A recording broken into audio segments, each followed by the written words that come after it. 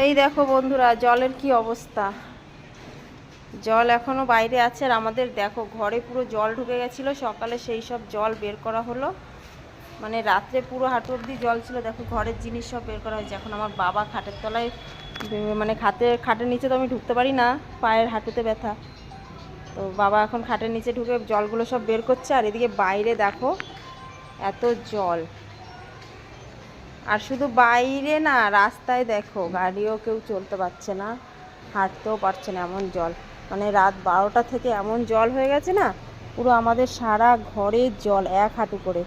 যাই হোক, এখন বাড়ির সামনের জলটা নেমেছে, মানে এই যে এই সামনের দিকের জলটা নেমেছে, কিন্তু এই রাস্তার জলের যে অবস্থা, এই জল যে কখন নামবে জানি না। পুরো ওই দেখো রাস্তার অবস্থা দেখো। এই হচ্ছে আমাদের নিউ টাউন, উন্নত নিউ টাউন। 2 ঘন্টার জলে, 2 ঘন্টার বৃষ্টিতে পুরো নিউ টাউন ভেসে গেছে। তো তোমাদের কাদের ওখানে জল হয়েছে অবশ্যই বলো। আমাদের জিনিস সব বাইরে, ঘরের ভিতরে কোনো জিনিস নেই।